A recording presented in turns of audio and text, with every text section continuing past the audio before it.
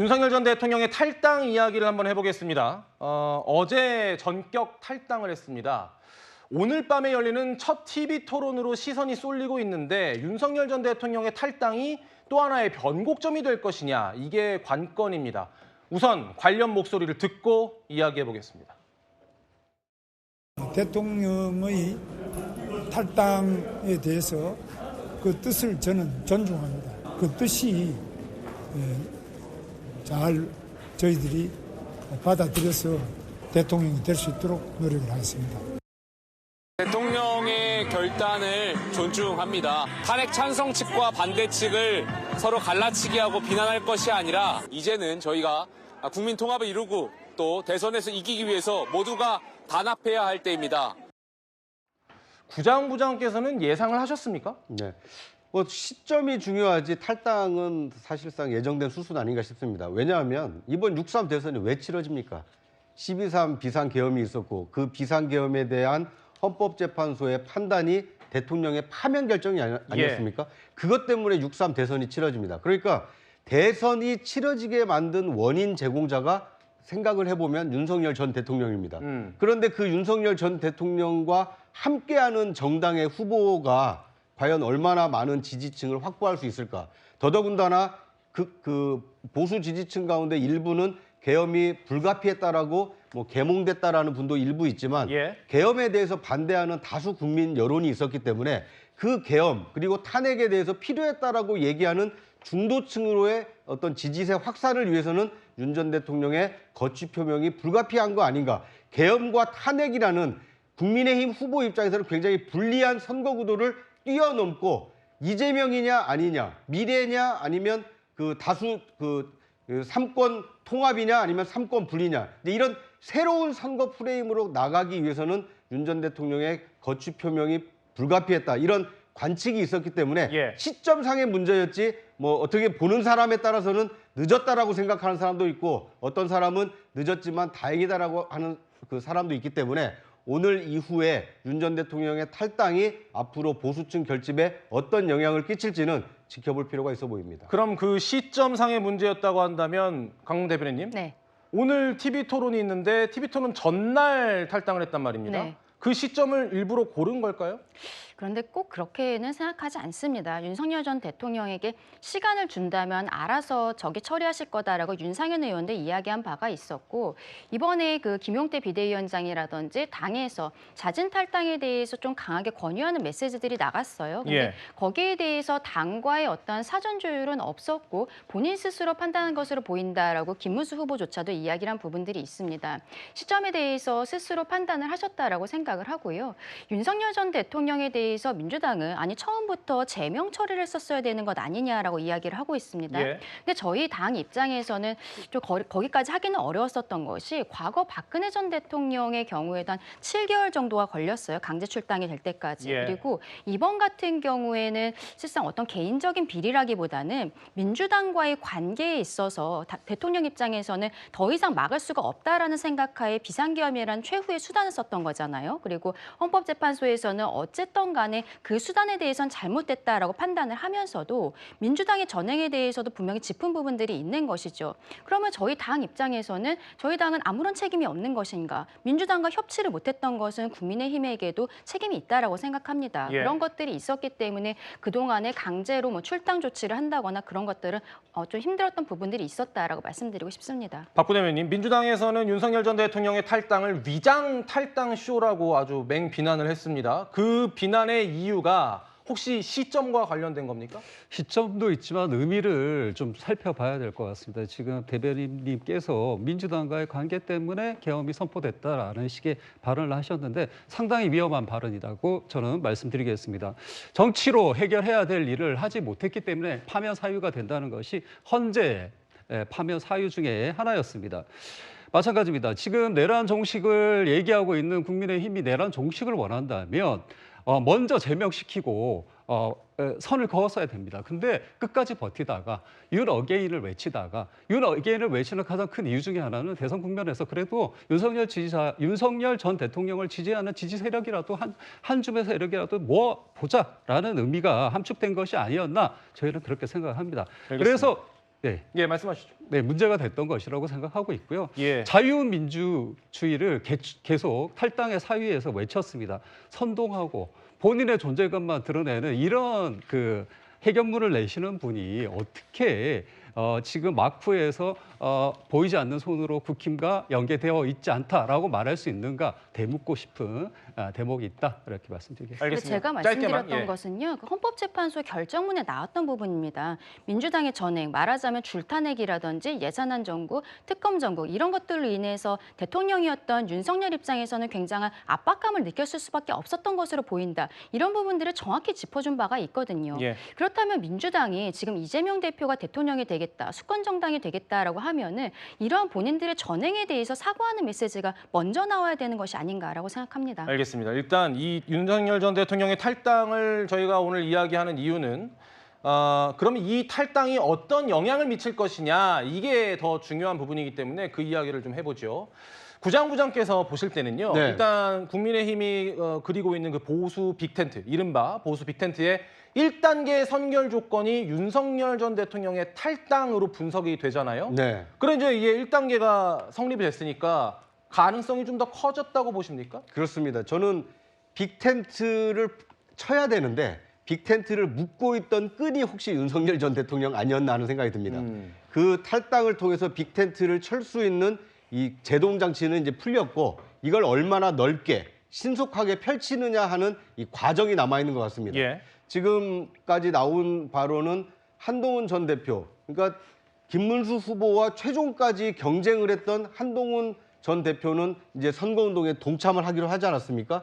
그 다음에 남아있는 것이 그 4강까지 올라갔다가 지금 미국으로 그 출국해 있는 홍준표 전 대구시장이 과연 조기 귀국해서 김문수 후보를 도울 것이냐. 예. 그리고 후보가 선출됐음에도 불구하고 막판 후보 단일화를 위해서 노력을 했던 한덕수 전 총리가 과연 김문수 후보 당선을 위해서 동참할 것인가. 이 세 명의 거취 여부에 따라서 말 그대로 범보수 진영이 이번 6.3 대선에서 정권을 재창출하기 위해서 똘똘 뭉쳤구나. 그래서 그 이재명 그 집권을 막으려고 하는구나. 근데 이런 빅텐트가 현실화되느냐, 그렇지 못하느냐에 따라서 지지세를 얼마나 모을 수 있는지가 달려있기 때문에 앞으로의 빅텐트 성사 여부는 좀 지켜볼 필요가 있어 보입니다. 말씀드린 대로 1단계가 윤석열 전 대통령의 탈당이었다면 빅텐트 2단계는 한동훈, 한덕수, 홍준표의 합류가 될 텐데 이 2단계가 쉬워 보이지만은 않습니다. 더 이상 이 당에서 못하겠다.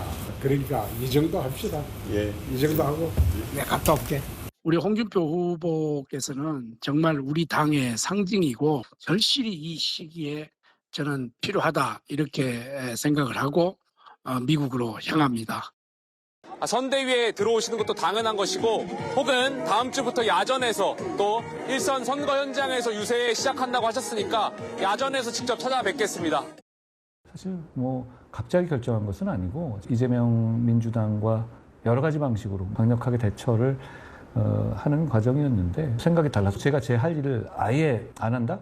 그건 맞지 않습니다. 다음 주가 되면 현장에서도 희망의 불씨를 계속 이어갈 수 있게 해달라고 호소 드리려고 오래전부터 생각하고 있었습니다. 네, 빅텐트 2단계 인사들 가운데 홍준표 전 대구시장이 가장 어려운 산 중에 하나로 나타나고 있는데요. 정계 은퇴 선언하고 지금 하와이에 가 있는 상황인데요. 강전의 대변인님. 네. 오늘 국민의힘에서 홍준표 특사단이 출국을 하잖아요. 뭐 손편지 갖고 간다 하는데 어떤 전략을 갖고 가는 건가요? 일단은 홍준표 시장께서 당이 나를 내쳤다라고 생각을 하고 계시는 걸로 보입니다. 결국 탈당계에도 제출을 하고 SNS에 최근 굉장히 계속적으로 당을 저격하는 글들을 올리고 계시는데 이러한 감정적인 부분들에 대해서 해소하기 위해서 4명의 특사가 가는 것입니다. 김대식 의원 같은 경우는 과거에는 당대표 경쟁자였었습니다만 그때부터 오히려 교류가 많아졌다라고 해요. 예. 김대식이 묻고 홍준표가 답하다 이런 책도 같이 냈을 정도였는데 이분들이 가서 저는 뭐 개인적으로 즉각적으로 홍준표 시장께서 갑작스럽게 입국을 하시거나 그렇게 되기는 좀 어렵지 않을까라고 생각은 합니다만 지금까지 상황에 대해서 오해가 있다면 풀고 그리고 어쨌든 해외에서 원팀으로서 함께해달라라는 메시지를 보내드리는 것이 아닌가.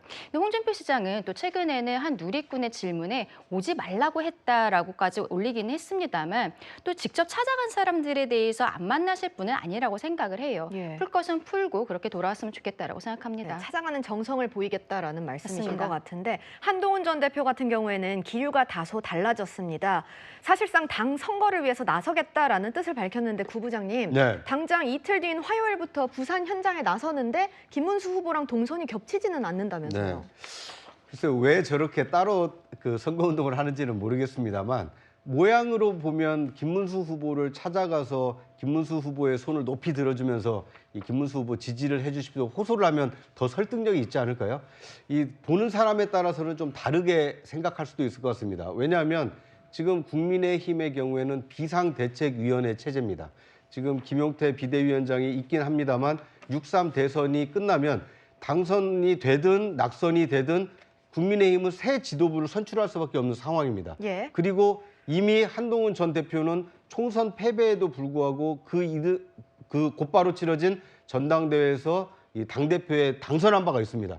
이번 대선 이후에 또 당대표에 도전하는 거 아니냐 이런 세간의 관측이 있기 때문에 이번 6.3 대선에 김문수 후보의 당선을 위해서 전국을 돌면서 선거운동을 하는 것인지 아니면 6.3 대선 후에 있을지도 모르는 전당대회를 대비하고 있는 것이 아닌지 이런 오해를 불식시키기 위해서는 김문수 후보와 함께 공동 유세를 하는 것이 오히려 더 효과적이지 않을까. 개인적으로는 그렇게 생각하는데 지금까지 나타난 한동훈 후보의 그 동선은 따로 하겠다라는 것이니까 뭐 따로 하는 선거운동이 얼마나 지지세 결집에 도움이 될지 좀 지켜볼 필요가 있어 보입니다. 네, 빅텐트 3단계를 짚기 전에 강전의 대변인께 네. 이거 여쭤보고 싶은데 한덕수 전 총리는 어떻게 되는 건가요? 그러니까 지금 한덕수 그 총리에 대해서는 가까운 것을 알려져 있는 성일종 의원 같은 경우에는 구체적인 롤을 주면은 그때 이야기를 하겠다라고 이야기를 하고 있고 다만 이제 선대위원장에 대해서는 고사를 한 것으로 보입니다. 예. 하지만 지금 상황에 있어서 이제 윤석열 전 대통령이 탈당을 하고 그리고 한동훈 전 대표 같은 경우에도 선거에 함께하겠다라고 이야기를 하고 있는 부분들 또 한덕수 총리도 이제 단일화 과정이 마무리가 된 다음에 본인도 도울 수 있는 부분에 대해서는 돕겠다라고 이야기를 한 부분들이 있거든요. 그러면은 그동안에 어쨌든 저희 당원들, 국민들께서 한덕수 총리에 대해서 좋은 마음을 갖고 계셨던 분들이 있기 때문에 예. 본인의 역할을 곧 하시게 되지 않을까라고 생각합니다. 네, 국민의힘이 구상한 빅텐트 3단계 살펴보고 있는데요. 마지막 단계야말로 가장 어려울 수도 있을 것 같습니다. 이준석 개혁신당 대선 후보 목소리 먼저 들어보겠습니다. 당을 위해서 본인이 대단한 결단을 했다는 듯이 이렇게 나서는 모양새 자체가 저는 중도층의 표심에는 영향을 주기 어려울 것이다. 어떻게 40살의 이준석이 너무 젊어서 안 된다고 74세의 김문수 후보라는 겁니까? 그러니까 국민의힘이 그리는 그 보수 빅텐트의 최종 목표는 이준석 후보와의 단일화가 될 겁니다. 여론조사를 보겠습니다. 이걸 주장하는 이유를 한번 보죠. 먼저 갤럽 조사에서는요. 이재명 후보가 처음으로 과반을 넘겼는데 여기서는 김문수 후보와 이준석 후보를 합쳐도 이재명 후보를 넘지 못하는 것으로 조사가 됐습니다. 그런데 다른 여론조사를 보면요. 김문수 후보와 이준석 후보가 단일화를 할 경우 이재명 후보를 넘어설 수 있다라는 여론조사가 발표가 되면서 국민의힘의 빅텐트 그 구상이 국민의힘에서는 그것을 기대하고 있는 것 아니냐 이런 분석입니다. 그런데 아까 이준석 후보의 목소리 들으셨지만 윤석열 전 대통령의 탈당에 대해서도 굉장히 부정적인 반응을 보였고 김문수 후보에 대해서도 공격적인 태도를 취하고 있기 때문에 과연 이준석 후보와의 단일화라는 이 빅텐트 3단계 최종 목표가 현실성이 있는 구상인 건가? 이게 의심이 됩니다. 부장부장께서 어떻게 네. 저는 앞서 보여드린 갤럽 조사대로 만약 이번 대선이 흘러간다면 이준석 후보는 절대 단일화에 응하지 않을 것입니다. 왜냐하면 본인이 함께 하더라도 이재명 후보 당선 가능성이 높은데 지는 쪽에 자신의 그 지지표를 몰아줄 이유가 뭐가 있겠습니까? 만약 갤럽 조사대로 3자 구도에서 이재명 후보의 우세가 유지된다면 단일화 성사 가능성이 거의 제로에 수렴한다면 예. 반대로 데일리 그 여론조사 공정의 여론조사처럼 김문수 후보와 이준석 후보가 힘을 합쳤을 때는 이재명 후보의 당선을 막을 수도 있다. 막을 가능성이 높다. 이런 여론조사가 투표일 가까워질수록 그런 여론조사가 많아지고 그렇다라면 막판에 그 선거 투표용지 인쇄 직전에 단일화가 성사될 가능성 또는 투표용지가 인쇄됐다 하더라도 사전투표 직전 또는 6월 3일 직전 6월 2일이라도 단일화 성사 가능성이 있다고 보여집니다. 예. 왜냐하면 합하면 당선이 되는데 3자 구도로 치러져서 대선이 그 이재명 후보 당선으로 끝나게 된다라면 그 대선 결과에 대한 책임이 이준석 책임론으로 돌아갈 가능성이 있기 때문에 그렇습니다. 예. 여론조사의 결과 그리고 대선 민심이 어떻게 움직이느냐에 따라서 막판 단일화 가능성이 남아있다 이렇게 볼 수 있을 것 같습니다. 알겠습니다. 하루하루 급변하는 선거 국면에서 어떤 일이 어떻게 펼쳐질지 계속 지켜봐야 할 것 같습니다.